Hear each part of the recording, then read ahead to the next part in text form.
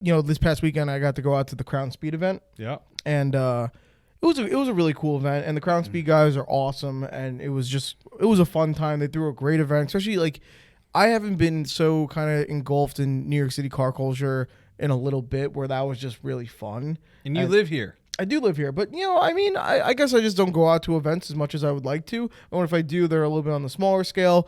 That was really, really, really good event. I must say there was a lot of good cars. I mean, there was some nice stuff there, man. Like, so what caught your eye? It was all JDM stuff, like really heavy JDM stuff, not too much German stuff, like not a lot of American stuff, whatever it may be. So all the JDM stuff right up my alley. I was digging it. A lot of Supras and RX-7s and whatnot. Two of the cleanest cars that I saw at the show were both ironically Evos. Which I know, like, wow, an Evo. It's not the most kind of like. Oh, come on, give Evo some love. I mean, they definitely. Little equipment malfunction over there. No, microphone fell. We're good. Oh, but Evos definitely deserve some love. I mean, I would probably venture to say there's hate across the board on whatever vehicles out there, but like Evos are deserving of their love. Understood. And I know that you can get good power out of an Evo. Sometimes as a show car, it might not be the most wow factor thing, but I did see a Evo 8, which was just so clean.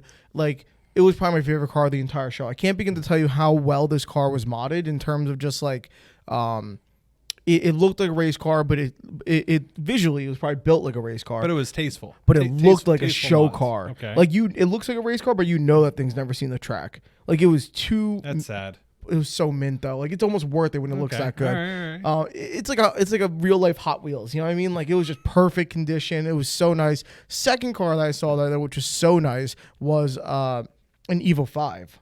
A little bit of a throwback there. So that's a Evo 9. That's not the one that. Oh, maybe that was the one. I don't know. I remember that dogfight livery. That might have been it, Max. That Evo 9 instead of 8. That might have been it. It's clean. I want to say that was it. I want to say that was the one. It's almost kind of got a little bit of that Marlboro vibe, like kind of going on with the logos. I do remember. I do remember the dogfight logo, so I do really think that was it. Funny that you found that so quick. And yeah, I think that was it. That thing was beautiful in person. Like I don't know, it just shined. And the second one was probably an Evo 5. Okay.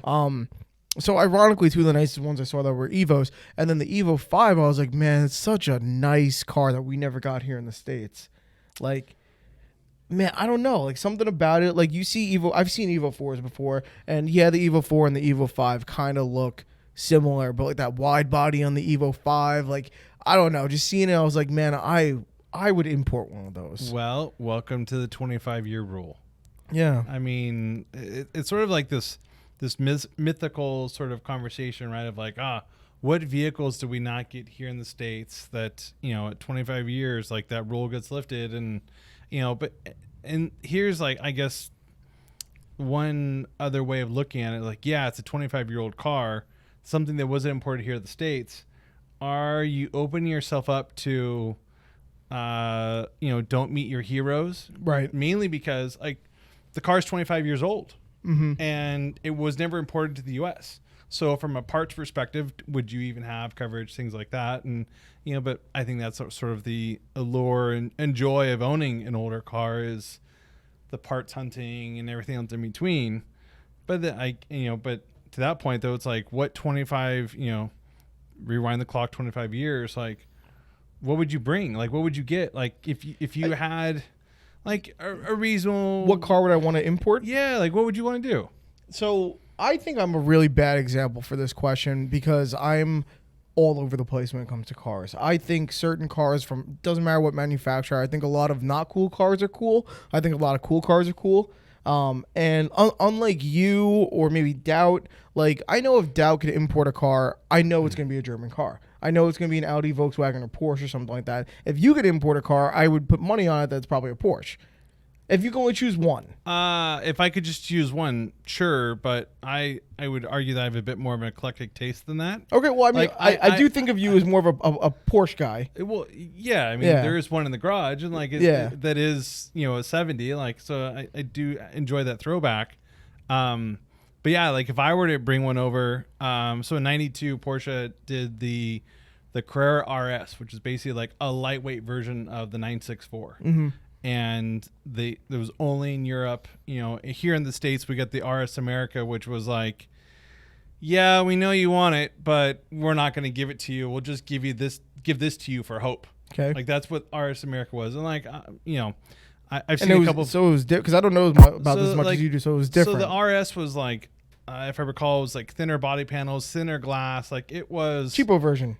Well, I mean, it was like a street legal cup car. Okay. Like with refinement. Whereas the RS America was like, we'll make it look like an RS. Well, Max is showing a 993. But if you pull up like a 1992 Carrera RS is the car to pull up. And oddly enough, last year I was on an air-cooled rally on the Dragon, and a dude had just imported one from Monaco. Okay. And black on black, silver wheels, stunning car. Like it's kind of crazy that places like Monaco get the car and we don't. Well, that it's also Monaco, but it's Europe. Like there, that is. I wonder if that's actually the car. I think it's beautiful. Stunning car. Just everything about it was just pristine and clean.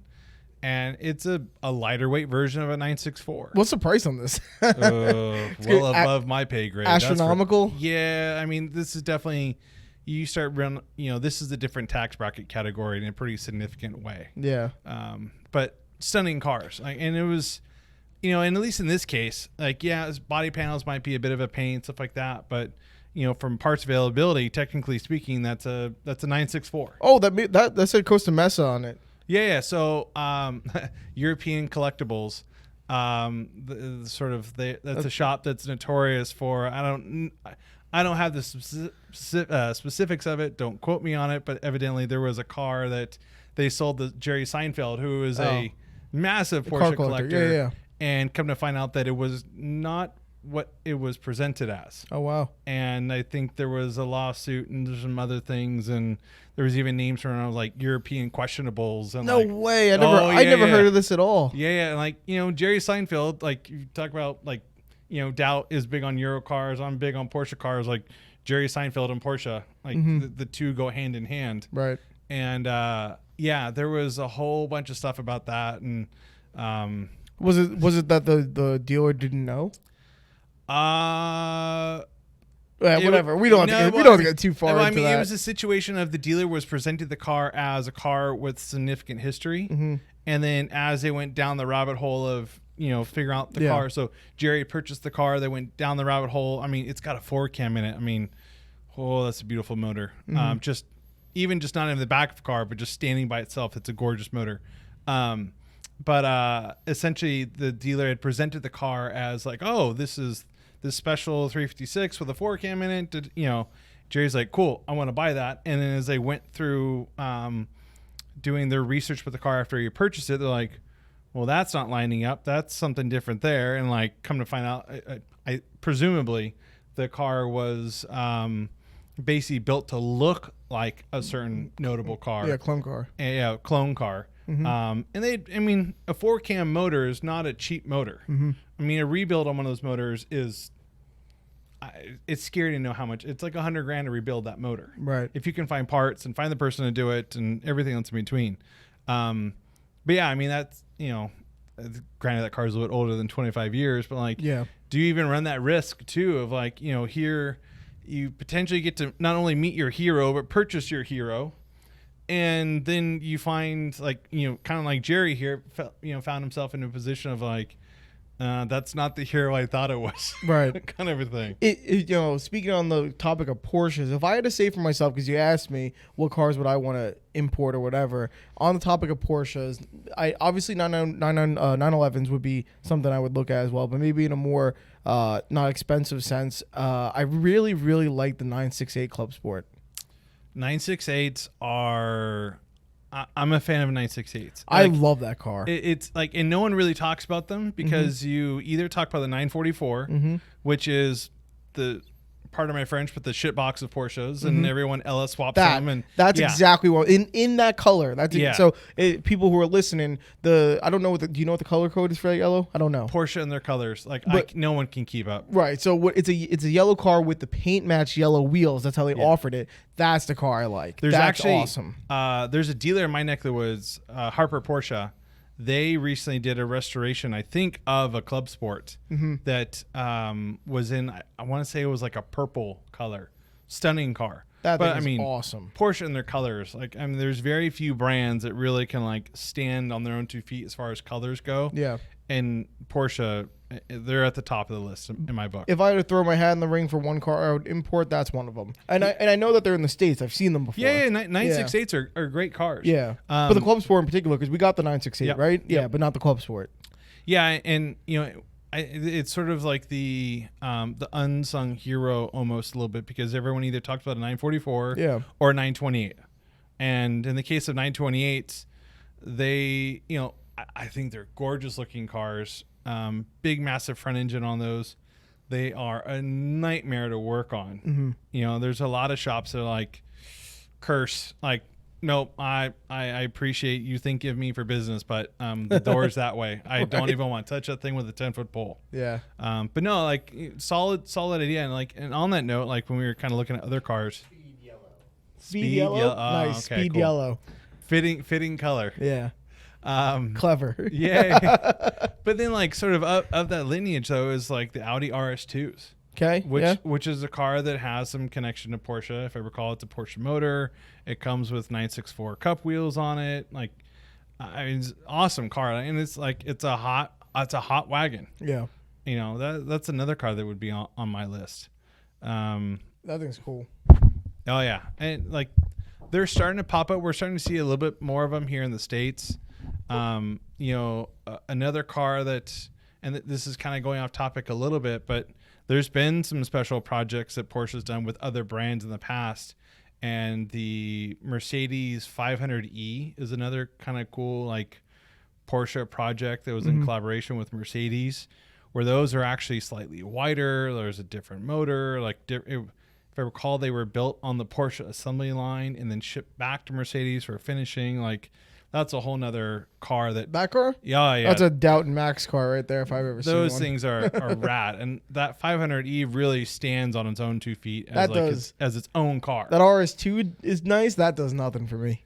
Oh man, if you need to research a little bit more about them. Like those 500es are gangster sedans. Yeah, I don't know. Like too many doors doesn't do anything for me. Like okay, I'll give you that. Like right? it is a 4-door sedan, but if you dive deeper into what makes that car what it is, you're like, okay, yes, I know you're an older E-Class, but you sort of win over a little bit. Yeah, you know the thing with importing cars for me when I see it, like the thing that scares me is like, I don't know how hard or how easy it is to actually import a car, but like I can't imagine it being easy enough to the point where you would do it multiple times without having to think twice, right? Like people do it all the time, and I know, but it depends on what state you import it into. Like there's a lot of variables to it. I mean, if I was importing a 25-plus-year-old car, I would not be doing it through California. Yeah. I'm fortunate enough to where I live in the state of Tennessee, and it's a little bit easier to import cars there. We can kind of get through things a little bit easier. We don't have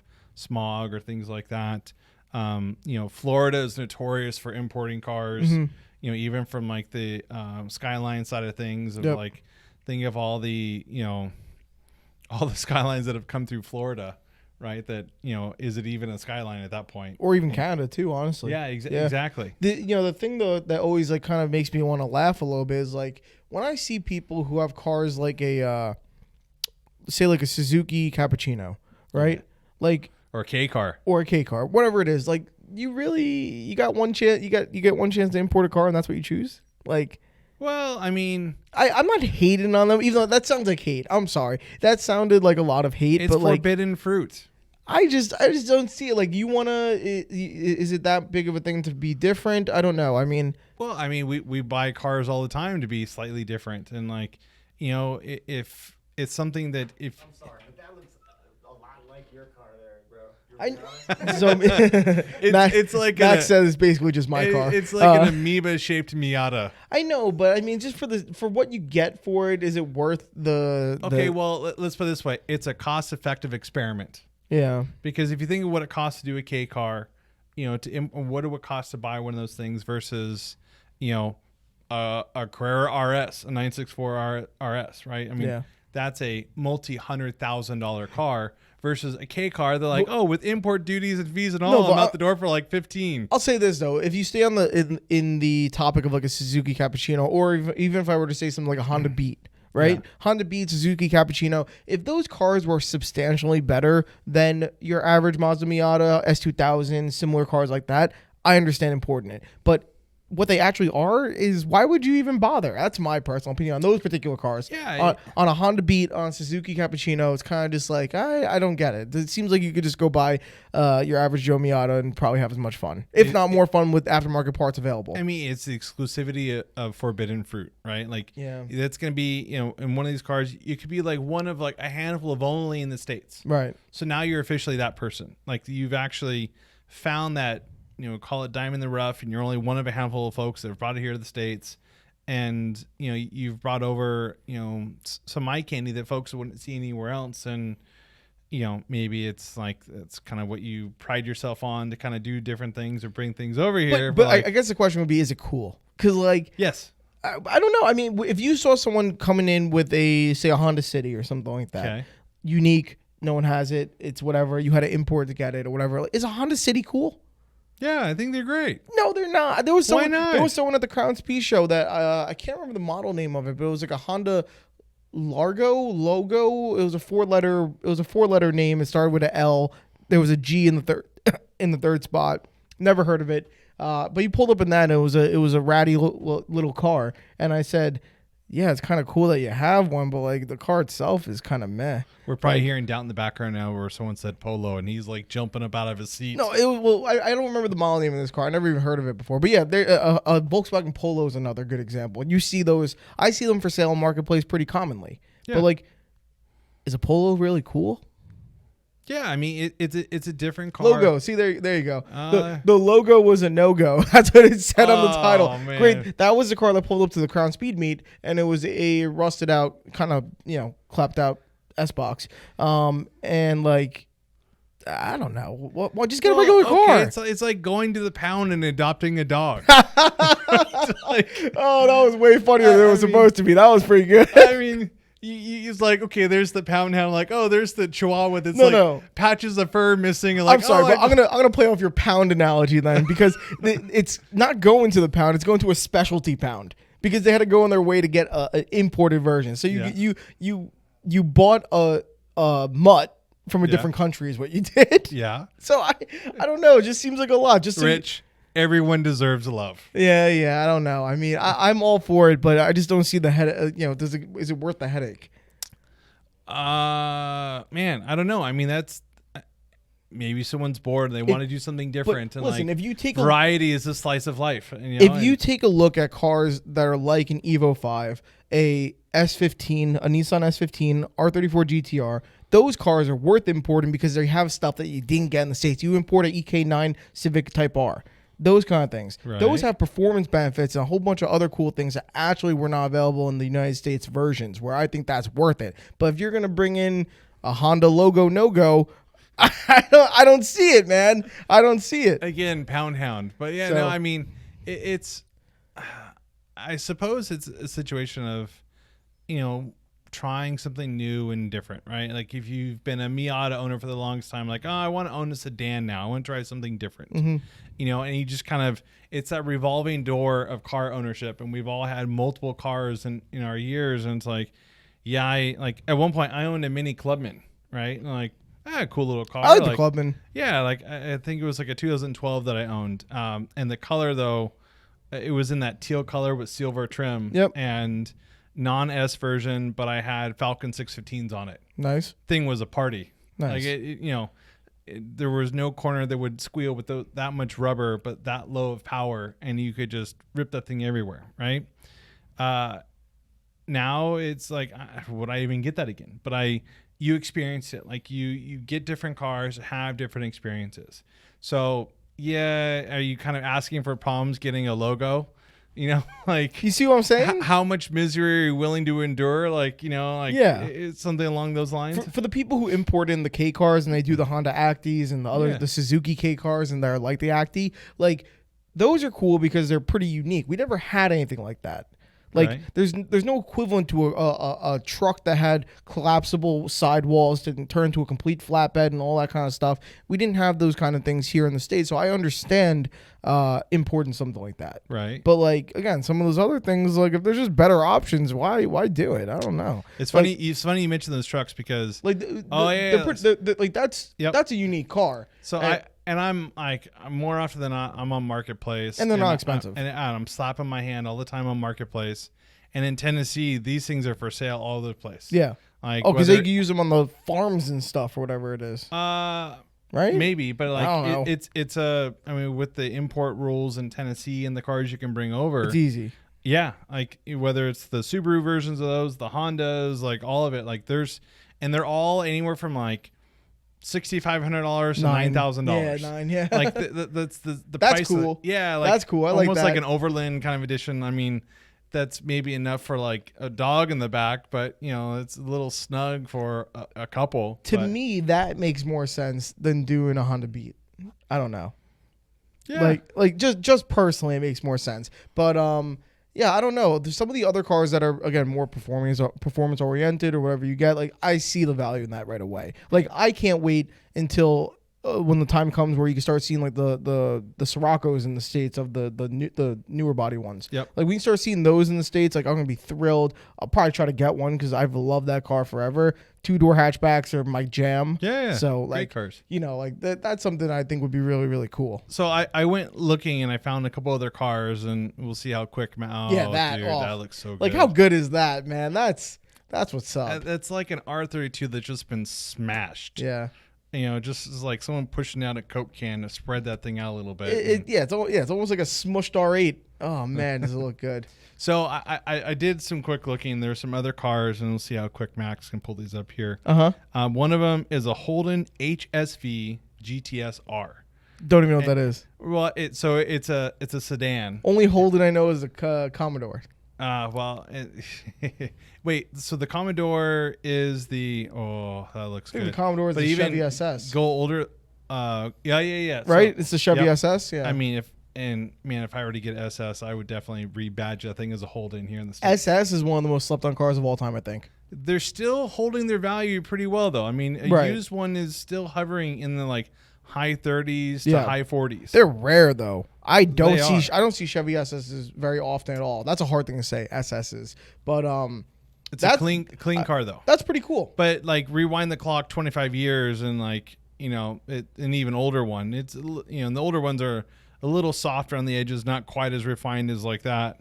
But there's also the Nissan 180 SX. This is what you're talking about? These older ones? The yellow one. Check out the yellow one. Oh, here we go. Right there. Yeah. Well, like an, you know, older. That looks like a confused GSR Integra. That looks like a Wish version of a GSR Integra. Yeah, you know, like I like the oddballs of the mix. Okay, fair enough. Go on. The other one was a 180 SX Type X Nismo. Oh, Max just jumped in his seat. Yeah. He loves the 180s. And then there's been a couple of these recently in the past couple of years on Bring a Trailer and other places. Was the Toyota Mega Cruiser. Okay. It was essentially Toyota's version of a Hummer. Okay, cool. An enclosed Hummer, and like super wide. I forget what one sold on Bring a Trailer just recently. Maybe like within the past year or so, but like those are pretty crazy looking. Audi RS2, we talked about that. Yeah. There you go. The BMW 3 Series Touring. So it's a lot like the 318. I love the 318, but it's a wagon. Mm-hmm. So 4-door. There was a right-hand drive 318 at the Crown Speed show, by the way, too, and really, really cool. The guy had no back windshield; he had a garbage bag on his back windshield. Just saying, but it was awesome. I love those cars. Did you wipe the drool off the car when you were walking by? And I was sitting down. I didn't get up out of my seat for that. Wait, you just telling me you like it and then you won't get off the. Okay, I mean that's kind of cool. I don't know anything about the Evo version of it, but the Pajero, Yeah. Pajero. Pajero, yeah. I don't know which one it is, but those are for sale everywhere. I see them for sale on Marketplace everywhere. But I don't know about the Evo version. I don't know anything about that. But those things are cool. Yeah, I mean, definitely it's got the body kit to go along with it. They've got just the WRC background of those things and off-roading and performance off-road driving. I mean, oh man, that thing is so sweet, especially in that red, or if you see them like in the white, kind of like chassis and white kind of look, almost fresh for livery. Obviously, something that comes straight to my head when I see that is also like a Suzuki Jimny. Like those cars are really sick. I love a Jimny. Yeah, but Jimny is like half the size of that thing. Is that how much bigger that is? Yeah. Oh, okay. Jimny's a wee little thing. Okay, well, I mean that looks pretty tiny. I've never seen. It's not a Land Cruiser, but yeah. I mean, it's definitely. I mean, that's like a Ford Explorer, whereas the Jimny is kind of like an old. That's a Ford Explorer? No, like size wise, like a '90s Ford Explorer, like maybe a little bit bigger, right? Yeah. Whereas like the Jimny is kind of like a Willys 2A, like it's a tiny little thing, right? Right. So the other one was the Pulsar GTI R. Okay. Which was like a tiny little hatchback, almost like was like the Peugeot 306, something kind of along those lines. Okay. But like a small little hot hatch, like, right? That's my jam. Yeah, like in definitely, yeah. That's it. Yeah, I like dude. that. I like that. That's nice. Just little fast hatches. Like we need more of those here. Yeah, that reminds me of the Lancia. I'm blanking on the name of it. Max will know what I'm talking about. The Lancia Rally hatchback thing. That thing is sick too. Which available for you can import those as well. But like that's one that's really cool. I mean, having a Lancia in the state would probably that guy. That thing is badass. But having that in the States is really, I think, more unique than having some of these other cars or whatever. Like you don't see those, and there's actually a modern version of that. So they re-released that car. What was it, like 5 years ago, something like that? And all modern refinements, like it was basically like a brand new version of that. Right. I don't know what the status of those now, but like that would be, it's kind of cool to see the old, coming back as new.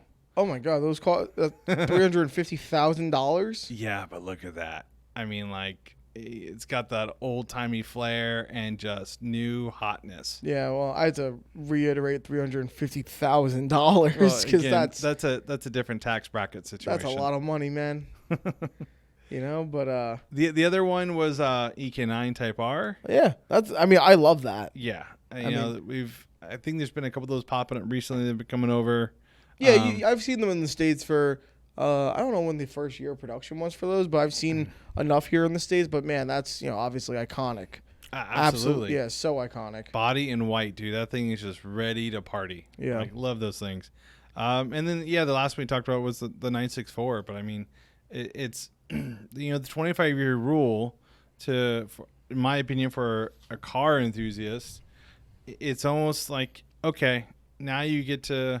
You've been on for a couple of years. You've saved some money. You want to try your hand in something else.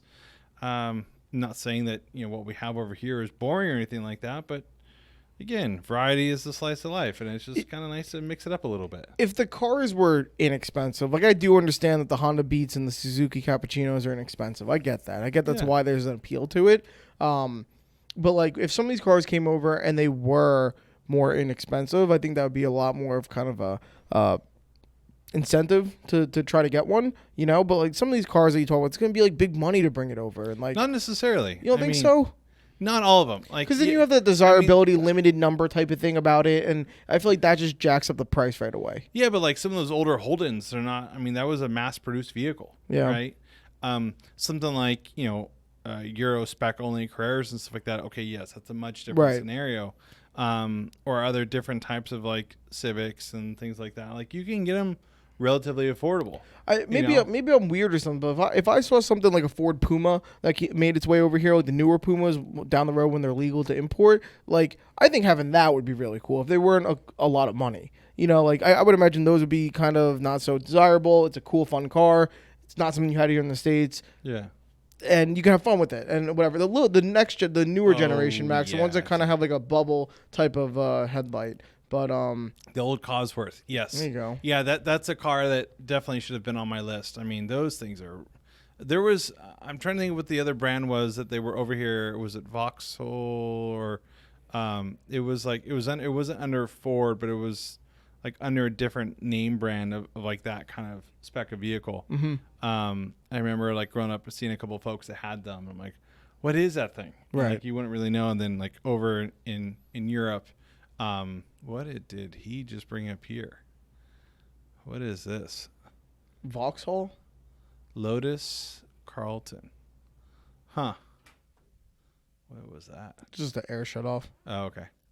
Yeah, I mean, it's just, there's some cool old stuff. All right. So would you import a Ute?